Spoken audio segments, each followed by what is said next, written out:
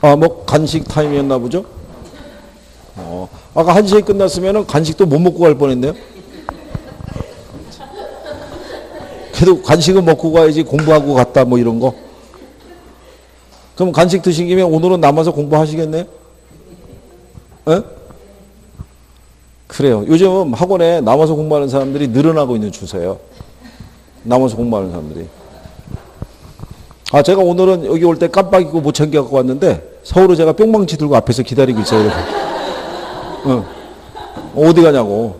그래가지고 앞에서 막 흔들고 있기 때문에 거기는 남아서 공부해요. 여기도 남아서 공부 좀 해야 돼요.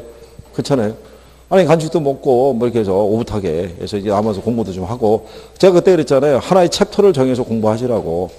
오늘은 우리가 무슨 챕터를 갖고 공부하자 그래서 공통의 주제를 갖고 이렇게 쭉 공부하다 보면 서로 대화도 나누고 얼마나 좋겠어요. 그죠? 예? 자, 그래요.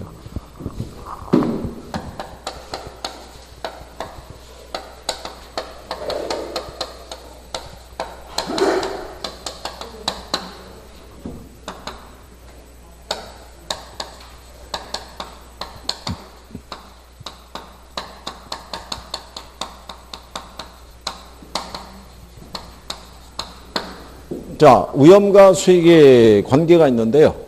우리가 위험에 대한 투자자의 행동 또는 태도라고 그래요. 옛날에는 태도라고 번역했고요. 요즘은 행동이라고 번역하는데 거기 86페이지에 가면 위험에 대한 투자자의 태도라고 있잖아요. 그죠? 네. 우리가 지난번 했었죠. 위험에 대한 투자자의 태도 중에 보면 투자자들이 위험 혐오적인 행동을 할 때가 있죠. 그러니까 투자자들의 위험 혐오적인 행동이라는 것은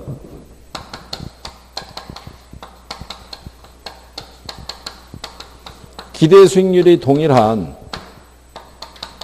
두 개의 투자 대안이 있으면 뭐가 낮은 쪽을 선택한다는 거예요. 그렇죠. 위험이 낮은 쪽을 선택한다는 것을 투자자들의 위험 혐오적인 행동이라고 그래요. 그러면 이런 위험 혐오적인 행동을 하고 있는 투자자들이 있죠. 이 사람들은 위험을 감수하고 투자해요, 안 해요? 에? 아니, 이런 사람들도 위험을 감수하고 투자한다고요. 이게 지문에 위험 혐오적인 행동을 나타내는 투자자들은 위험을 전혀 감수하지 않는 것을 의미한다 그러면 틀리다고요. 위험 혐오적인 행동을 나타내는 투자자들도 위험은 감수하고 투자할 수 있다고요. 그럼 어떨 때 위험을 감수하고 투자할 수 있다고 했어요? 위험을 감수할 만한 대가가 주어지면 위험을 감수하고 투자한다고 그랬잖아요. 그게 위험을 감수할 만한 유인책이 있죠. 그 번역을 유인책이라고 그랬는데 위험을 감수할 만한 뭐가 주어지면 대가. 그렇죠? 그러니까 우리가 지금 배웠던 기대 수익률과 요구 수익률을 비교할 때 얘가 얘보다 크면 위험을 감수하고 투자할 거 아니에요. 무슨 말인지 아시겠죠? 또 하나는 어떨 때 투자할 수 있다고 그랬어요?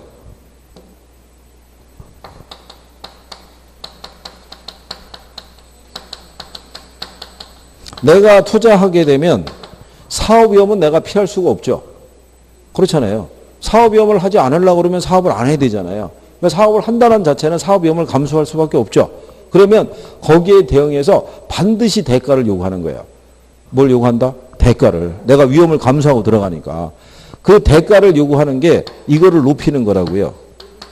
네, 요구 수익률을 뭐를 해서 상향 조정함으로써 그 위험에 대한 대가를 요구하는 거예요. 그죠? 무슨 말씀인지 아시겠네? 그럴 때 요 투자자의 유형이 있잖아요. 유형에 보면 위험 회피형 투자자가 있고 위험 중립형적인 투자자가 있고 위험 선호용적인 투자자가 있잖아요. 어느 게 제일 합리적이라고 그랬어요? 에? 얘가. 그렇죠? 얘가 이런 행동을 하는 애라고요.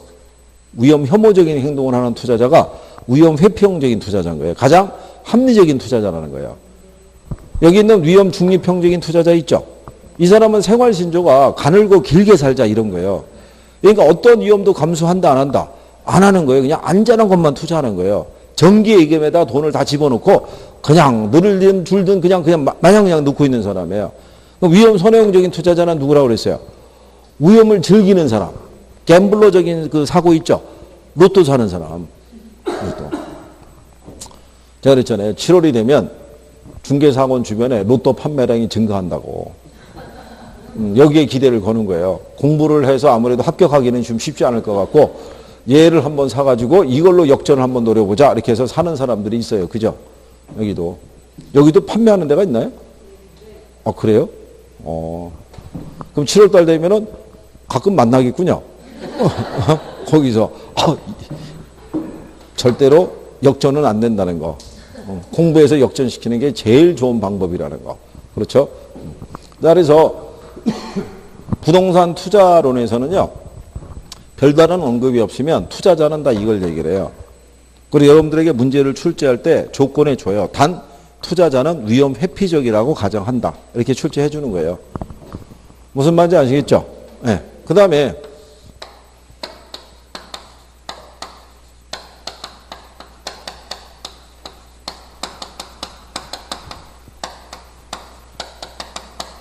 위험과 수익의 상세관계 있죠.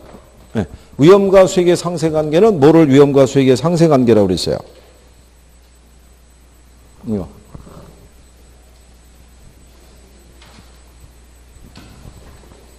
일단은 이거부터 해드릴게요. 거기 위험 그 회피형이 있고 중립형이 있고 선호형이 있죠. 네. 이 사람들의 위험에 대한 이제 무차별 곡선이 있죠. 그걸 우리가 기울기를 표현할 때 지난번에 여기 수익률이라고 그랬고요. 여기가 위험. 이걸 우리가 뭐로 하고도 얘기한다. 네, 표준 편차라고 얘기를 해요.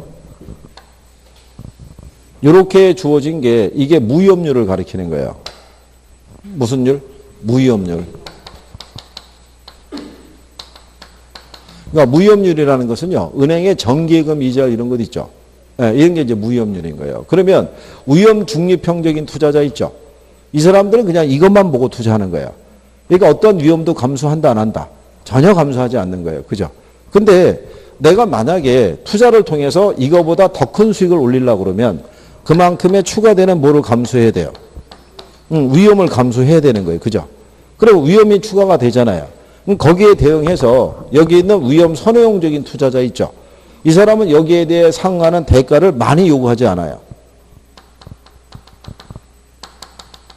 한 2%의 위험 부담을 안 하면 요거보다 약간 상회하는 정도의 뭐만 수익만 주어줘도 이 사람은 투자를 하겠다는 거예요. 그러니까는 이 사람이 얘기한 위험에 대한 태도에 대한 기울기는 이렇게 나가겠죠. 완만하게. 근데 여기 있는 위험 회피형 투자자 있죠. 이 사람은 반드시 대가를 요구한다 그랬잖아요.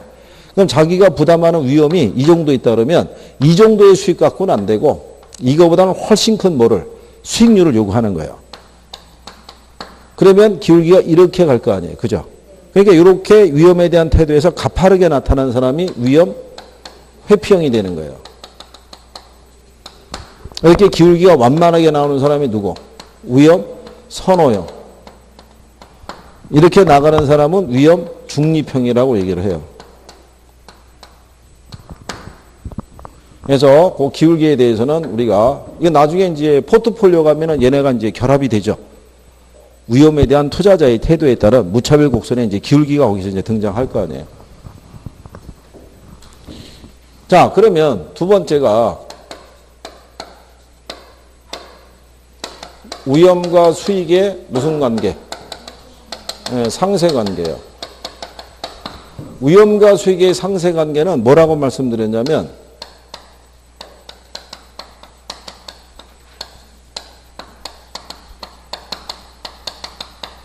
위험과 수익은 서로 무슨 관계다? 비례 관계라는 거예요. 그게 위험과 수익의 무슨 관계? 상세 관계. 여러분들 시험에는 어떻게 줬냐면요.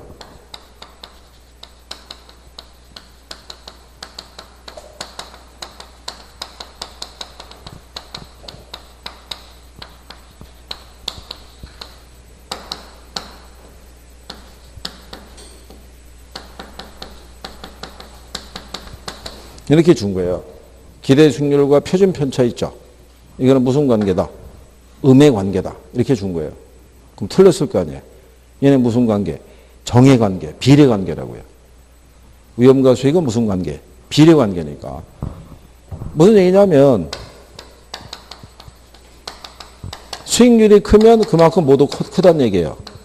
위험도. 수익률이 작으면 그만큼 위험도 작다라는 게 위험과 수익의 무슨 관계? 비례 관계잖아요. 이게 음의 관계라 줬으니까 이게 틀린 거죠. 그래서 여러분들이 투자자가 위험을 줄이는 방법이 있죠. 줄이는 방법 중에 하나가 뭐를 선택하는 게 있어요. 기대 수익률을 하향 조정하죠. 기대 수익률을 하향 조정하면 뭐가 작다는 얘기예요. 위험이 작으니까 그게 위험을 줄이는 방법이라는 얘기죠. 무슨 말인지 이해하시겠어요? 근데 얘가 비례 관계면은 틀림이 없는데 항상 비례하진 않아요. 항상. 왜냐하면 수익이 크다고 위험이 반드시 크리란 법도 없고 수익이 작다고 해서 반드시 위험이 작으란 법도 없단 말이에요. 그러니까 상세 관계이면은 비례 관계이면은 틀림이 없는데 항상 비례한다 안 한다. 예, 항상 비례하지는 않는다 이런 얘기예요. 이게 또 이제 여러분 시험에는 어떻게 줬냐면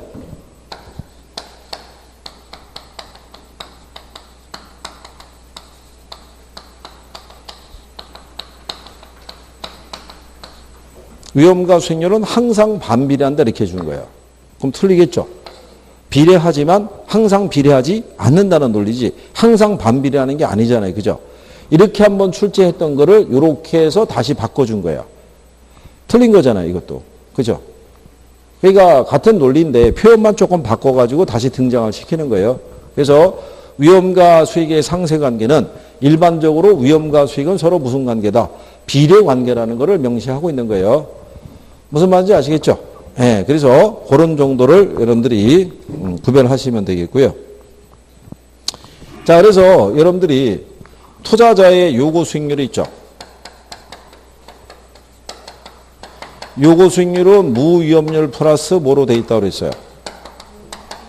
네, 위험 할증률로 돼 있죠. 그럴 때 여기 있는 요 무위험률이 있죠. 무위험률은 뭐를 가리켰어요? 정기예금 이자율, 그 다음에 국공채 이자율 있죠. 그게 무위험률이죠. 근데 요 무위험률이 이렇게 상승하게 되면 요구 수익률도 상승해야 안 해요? 네? 상승하는 거예요. 요것도 여러분 시험 지문에 나온 거죠. 무위험률의 상승은 요구 수익률을 상승시키는 요인이 된다. 왜냐하면 투자자 입장에서는 이게 기회비용의 역할을 하는 거죠. 이 사람이 부동산 임대 사업에 투자하지 않았으면 여기다 투자했을 거 아니에요. 근데 여기서 오는 수익을 포기하고 들어간 거잖아요. 근데 이게 만약에 올라가게 되면 내가 포기한 기회비용이 커지는 거니까 당연히 요구 수익률도 커지는 거예요. 무슨 말인지 아시겠나요? 또 여기 보면은 요 위험이 있죠. 위험. 투자자는 내가 투자하면서 감수하는 위험이 있죠. 예, 위험이 증대가 되면 그 위험에 대한 대가를 반드시 여기다가 가산하는 거예요. 아까 우리가 뭐라고 그랬냐면 저기는 위험과 위험에 대한 투자자의 태도에 보면은 투자자가 위험을 감수하고 투자하죠. 근데 두 번째 조건을 보면 피할 수 없는 위험일 때는 반드시 대가를 요구한다고 그랬잖아요. 그러니까 뭐를 높여서 대처하는 거예요. 요구 수익률을 높여서. 그러니까 이때 이 위험은 무슨 위험이다? 이게 체계적 위험이라고요. 피할 수 없는 위험.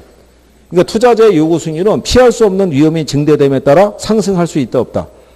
상승할 수 있다 이런 얘기예요. 그래서 그 내용에 대한 것도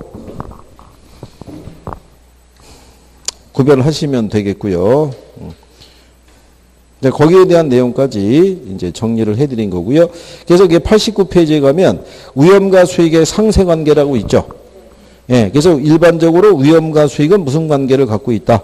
비례 관계를 갖고 있다라고 얘기를 해요. 그래서 이제 그렇게 해서 뒤에 가면은 무위험률과 위험 할증률 있죠. 예, 그런 것까지 이제 같이 우리가 정리를 해본 거고요.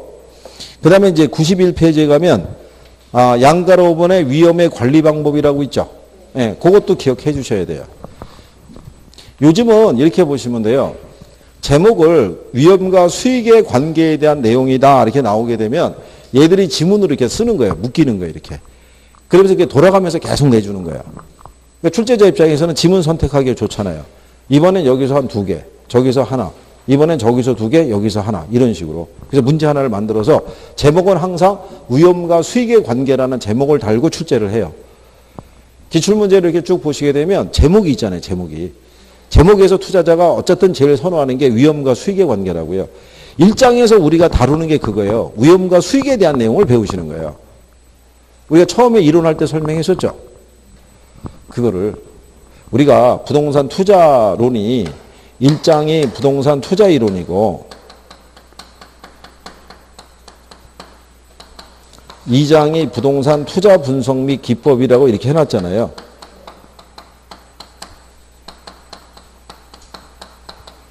이거는 여러분들 여기 밖에 붙어 있는 여기 시험 공고 이렇게 붙어 있죠. 거기 가면 학계론 세부 시험 범위 내역이라고 있죠. 거기 가면 투자론에 여기 두 가지가 있다고요. 이렇게. 그 여기서 배우는 게 뭐냐면 이거 배우는 거라고 했잖아요. 위험하고 뭐 수익에 대한 거. 그래서 위험에서 하나 나오고 수익에서 하나 나오고 계산 문제 하나 나오면 여기서 한 세 문제. 그렇죠? 그리고 여기 투자 분석으로는 이거 현금 흐름을 갖고 분석한다 그랬잖아요.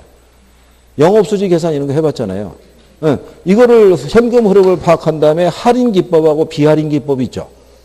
어림셈법하고 우리가 할인 기법에서 순영가법, 수익성지수법, 내부수익법 이런 거 있잖아요. 이거를 적용해서 투자 판단하니까 그래서 현금 흐름에서 한 문제 나오고 할인 기법에서 하나 나오고 비할인 기법에서 하나 나오고 그리고 계산 문제가 하나 낄 수 있다 그랬잖아요. 그래서 평균적으로 한 7개, 6개, 7개 나온다고 얘기한 거예요. 이게 여기서. 그러니까 우리가 이 파트에 대해서는 정리를 그래서 꼭 해줘야 되죠. 그러니까 투자자가 당연히 위험과 수익의 관계를 물어보니까 여기는 기본적인 용어는 정리할 수밖에 없어요. 그리고 매년 인용할 수밖에 없는 게 제한된 파트에서 6개에서 7문제를 매년 내야 된다고 생각해 보세요. 그럼 안 내는 게 어디 있겠어요? 다 건드릴 수밖에 없죠. 그럼 로테이션으로 돌릴 수밖에 없는 거예요. 내용을. 그러니까 우리는 용어만 정확하게 이해할 수 있어도 맞출 수 있는 거예요. 그죠? 오히려 투자가 용어만 정확하게 이해하면요. 얘가 답 맞추긴 더 쉬워요. 투자론이. 여러분들은 얘를 싫어할지 몰라도 얘들은 언제든지 맞춰줄 그런 어떤 자세가 돼 있는 애들이에요. 얘들은. 그러니까 잘할 수 있어요. 자, 그래서 거기 위험 관리에 대한 것도 정리해야 돼요.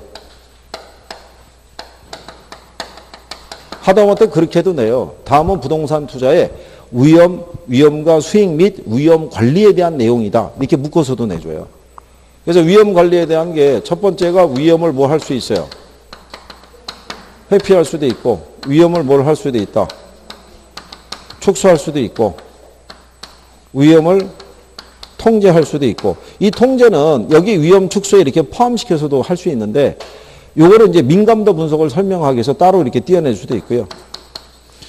위험을 전가할 수도 있어요, 없어요? 전가할 수도 있죠. 위험을 회피하는 가장 대표적인 방법은 뭐라고 그랬어요? 우리가 그때 이거 이렇게 설명했잖아요. 일반적인 사람들은요, 미래에 대한 확신이 없잖아요. 자기의 어떤 사업 문제, 직장 문제, 건강, 자녀 문제, 뭐 여러 가지 어떤 이런 미래에 대한 불확실성을 안고 살아가는 거예요. 근데 이 중에 뭐라도 하나가 잘못이 되면 그로 인해서 나에게는 많은 피해가 발생할 수도 있잖아요. 그럼 일반인들은 이런 부분에서 발생하는 피해에 대한 부담을 줄이기 위해서 일반적으로 뭐를 선택한다 그랬어요? 그죠? 보험에 가입하는 거. 그게 위험을 전가하는 방법이잖아요. 그러니까 부동산 투자에서도 투자자들이 위험을 줄이기 위해서 어디에 가입하는 거? 보험에 가입하는 거. 그러면 위험을 회피하는 방법은 뭐예요? 만약에 여러분이 가지고 있는 재산을 투자 운영할 때 예금에 넣는 경우가 있고 주식 투자하고 부동산에 투자하는 게 있어요. 그 뭐를 선택한다는 거예요? 이것만. 얘들은 다 버리는 거예요. 그러니까 어떤 위험도 감수하려 들지 않는다는 게 바로 위험을 회피하는 거예요. 그러니까 위험한 투자는 투자안을 구성할 때 아예 제외시켜 버리는 거예요. 그러니까 이거는 합리적인 투자자라고 하기는 어렵죠. 왜냐하면 위험이라는 게 부정적인 요소만 있는 건 아닌 거예요. 긍정적인 요소도 있다 없다? 있는 거죠. 왜? 약간의 위험을 감수할 때 더 큰 많은 수익을 가지고 갈 수도 있어요 없어요? 있는 거죠. 그래서 이거는 바람직한 태도라고 하진 않아요. 그 다음에 위험을 줄이는 방법이 있죠. 네, 위험을 줄이는 방법 중에서 우리가 뭘 얘기했냐면 보수적인 예측에 의해서 기대 수익률에 뭐를 할 수 있다고 그랬어요? 하향 조정을 할 수 있다고 그랬잖아요. 투자 수익을 측정할 때 최대가 있고 중간이 있고 뭐가 있으면 최소가 있으면 뭐를 선택한다는 거예요? 최소를. 아까 우리가 조기서 해봤잖아요. 위험과 수익의 상쇄관계 있죠. 위험과 수익은 비례관계라고 그랬죠. 근데 만약에 수익이 작으면 모두 작다라는 거예요. 위험도 작으니까. 그러니까 이 사람은 가장 작은 걸 택하는 거예요. 그러니까 수익이 작으니까 뭐가 작다고 보는 거예요? 위험이. 그러니까 뭐를 줄일 수 있는 방법이라고 보는 거예요. 위험을 줄이는 방법. 그러니까 얘가 위험은 줄일 수가 있는데 불을 극대화할 수는 없죠. 이 수익률이 높은 거는 채택한다 안 한다? 이건 채택 안 하니까. 그래서 이 방법은 위험은 줄일 수는 있어도 불을 극대화하는 방법은 되지를 못한다라고 얘기하는 거예요. 그죠? 기억하시나요? 네. 그 다음에 두 번째가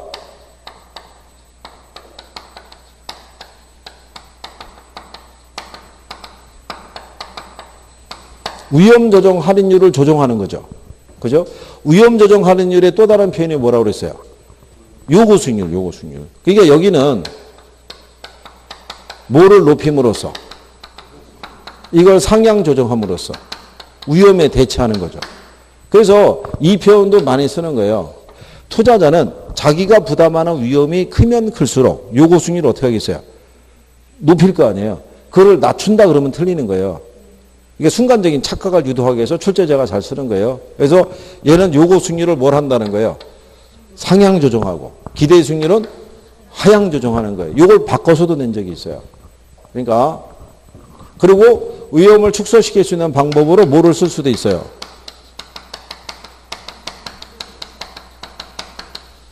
평균 분산 분석이라고 그래서 수익이 같으면 뭐가 작은 투자를 위험이 작은 투자를 그렇죠? 위험이 같으면 수익이 큰 투자를 그렇게 선택함으로써 위험을 줄이는 방법을 선택하는 게 평균 분산 분석이고 그 다음에 뭐를 구성할 수도 있어요. 포트폴리오. 그러니까 예를 들어서 임대를 줄 때 한 업종으로만 임대를 주는 게 아니라 다양한 업종으로 만약에 임차를 주게 되면 분산 효과가 나타날 수 있어요, 없어요? 있을 거 아니에요. 하나의 업종으로 통으로 빌려줬는데 걔가 부진하면 임대가 안 나올 거 아니에요, 임대 수익이. 그러니까 다양한 업종의 임차인을 구성하는 것도 위험을 줄일 수 있는 방법의 하나가 되겠죠. 왜? 그렇게도 여러분들이 시험에서도 인용이 된 거예요. 그러니까 이게 위험을 뭐라는 방법이다. 축소하는 거. 그 다음에 위험을 통제하는 방법이 있죠. 이걸 하는 게 이제 무슨 분석이냐면 민감도 또는 무슨 분석이다. 네, 감흥도 분석이라고 그래요. 그러면 여기 요 투자 수익이 수년가 또는 내부 수익률이라고 그랬어요. 이거를 출제자가 투자 수익이 아니라 수년가에 영향을 미칠 수 있는 이렇게 표현을 바꿔서도 내요. 그럼 투자 수익에 영향을 줄 수 있는 요소가 임대료도 있고 영업경비도 있고 세금도 있고 다양할 거 아니에요. 그죠? 근데 얘네들이 변하면 하나하나가 변하면 이 투자 수익에 변화가 발생할 수가 있겠죠. 그때 가장 민감하게 영향을 주는 요소를 찾아서 거기에 대한 집중적인 통제 및 관리를 하자는 얘기예요. 그게 무슨 분석을 통해서? 민감도 분석을 통해서. 민감도 분석보다 조금 발전한 게 시뮬레이션 기법이에요. 그러니까 시뮬레이션 기법은 모의 투자 실험하는 거예요. 실제로 가상적인 실험을 해서 어디서 위험이 될 수 있는 변수를 찾아서 거기에 대한 대처를 하는 방법을 얘기를 해요. 그러니까 이제 이런 것들이 기본적인 거예요. 이거. 그러니까 용어적인 부분하고 이런 것들을 조금 숙지를 하시면 문제가 나오면 여러분들이 정리를 할 수 있는 거예요. 그죠? 무슨 말인지 아시겠죠? 자, 근데 이제 옆에 뒤로 가시게 되면 이제 92페이지는 이제 그게 따로 이제 또 정리가 돼 있죠. 박스로. 네. 그 다음에 옆에 이제 93페이지에 가면 평균 분산 결정법 또는 평균 분산 지배 원리라고 돼 있죠.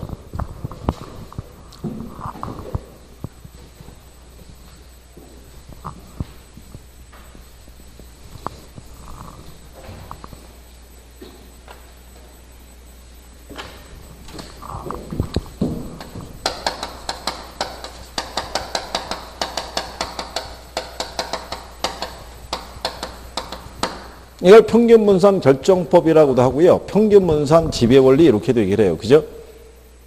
여기까지만 하면 마무리 해드릴 거예요. 그죠? 예? 제가 또 쓱 보셔가지고 아니 저 인간이 1시 반이 됐는데 끝내지는 않고 지금 왜 자꾸 페이지를 넘기고 있는 거야? 지금 보니까 단원이 바뀌었구만 이러고 있는 거예요. 참. 아니 그래도 어떻게 끝나는 것만 그거를 뭐가 지금 해야 되잖아요. 그러니까 결국은 이제 그 끝나서 빨리 점심을 먹고 남아서 공부하겠다 뭐 그런 취지신 거죠. 집에 가겠다는 취지가 아니라 그렇겠죠. 여기 평균이 뭐라고 그랬어요? 평균이 이 수익률, 기대 수익률. 분산이 위험이잖아요, 위험. 그렇죠. 그러니까 여기 요건은 뭐냐면 두 개의 투자 대안에 이 기대 수익률이 만약에 같잖아요. 그러면 위험 또는 표준 편차 있죠. 이게 작은 투자안이 또 다른 투자안을 지배한다는 논리예요. 그죠? 근데 만약에 뭐가 같으면, 위험이 같으면 뭐가 큰 애가, 수익률이 큰 애가 또 다른 투자안을 지배한다는 논리인 거예요. 그죠? 그래서 우리가 이걸 이렇게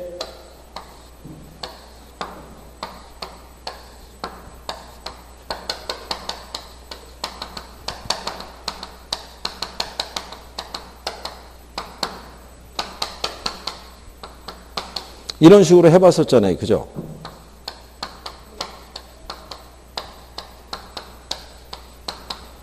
자, 이렇게 A하고 B에 두 개의 투자안이 있으면 우리는 뭐를 선택한다 그랬어요? A를 선택하겠죠. 수익이 같잖아요. 그럼 뭐가 작은 애? 위험이 작은 애를. 그러면 이쪽에 가게 되면 얘가 8%, 얘가 8%일 때 얘가 12%고요. 얘가 16%예요. 그러면 C하고 D 중에 뭐를 선택한다? D를 선택하겠죠. 위험이 같으면 뭐가 크네? 수익이 크네. 이거를 선택하는 것을 우리가 평균분산 지배원리라고 그랬어요. 그죠? 이거를 그대로 나타나는 게 효율적 전선으로도 나타날 수 있다고 그랬죠. 효율적 전선이 바로 이 평균분산 지배원리를 충족시키는 포트폴리오의 집합을 연결한 곡선인 거예요. 그죠?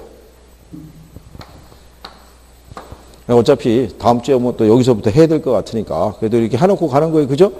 그럼 다음 주에 하면 선생님 할 말이 있잖아요. 지난주에 했죠? 못 들은지 할 거 아니에요. 그죠? 그거 어떻게든 해봐야 되니까.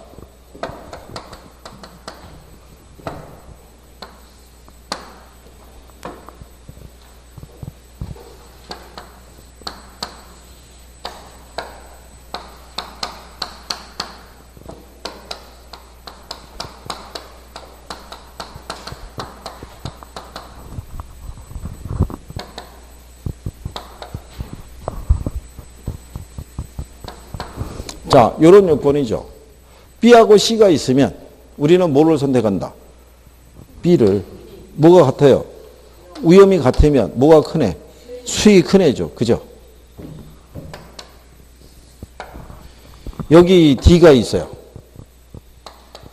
그죠? 네. B하고 D 중에 선택한다 그러면 우리는 B를 선택하죠. 일단 얘네가 수익률은 같잖아요. 같은데 D가 위험이 크잖아요. 그러니까 그러니까 수익이 같을 때는 위험이 작은 애를, 위험이 크기가 같을 때는 수익이 큰 애를, 그 투자를 선택해서 연결한 선이 바로 뭐다? 효율적 전선이라고요. 이게 효율적 전선이라는 거는 이 평균분산 지배원리의 조건을 충족시키는 조합이죠. 무슨 말인지 이해하시겠어요? 그러면 여기다가 이렇게 해도 똑같잖아요. 여기까지 안 나오겠군요. 더 가야지 나오겠군요. 자, 이렇게 돼 있을 때 그럼 여기가 만약에 2가 있고 여기 F가 있어요. 그럼 E하고 F 중에 뭐 선택해요? 2를 선택하죠. 뭐가 같아요? 위험이 같으면 수익이 제일 큰 애를. 무슨 말인지 아시겠죠? 그 조합들을 연결한 거라고요. 이게 효율적 전선이라는 거는 평균 분산 지배 원리의 조건을 충족시키는 포트폴리오를 선택해서 연결한 선인 거예요. 그러니까 이 안에는 무수히 많은 이런 조합이 있어요, 없어요? 네, 이런 조합이 있을 거 아니에요. 무슨 말인지 아시겠죠? 네, 그래서 이 효율적 전선과 아까 우리가 위험에 대한 투자자의 태도에서 무차별 곡선의 기울기를 봤었죠. 그래서 기울기가 가파른 애가 있었고 기울기가 완만하게 나온 애가 있었잖아요. 그렇죠? 그래서 투자자 개인의 무차별 곡선과 효율적 전선이 최초로 접하는 점이 있죠. 여기서 최적의 포트폴리오가 결정이 된다는 거죠. 그게. 그래서 아까 우리가 기울기가 가파른 애가 위험, 혐오적이고 회피적이고 완만한 애가 위험, 선호용적이라고 우리가 아까 구별했던 거죠. 그죠? 네, 그래서 그 내용에 대해서 다음 시간에 여기서부터 해서 정리를 쭉 하고 투자로를 이제 다음 주에는 마무리할 거예요. 그죠? 그러니까 쭉 해보셔야 돼요. 집에서. 그래 이제 그 다음에 이제 금융을 하고 이렇게 쭉 넘어가면서 정리할 거 아니에요. 그죠? 네? 복습 잘 해주시고. 다음 주에도 또 간식 싸갖고 와서 끝나고 공부하려고 이렇게 간식 많이 싸갖고 와서 드실 거죠? 그래요. 잘해줄 거라고 생각하고. 그래요. 자, 오늘은 여기까지 합니다. 고생하셨습니다. 수고하셨습니다.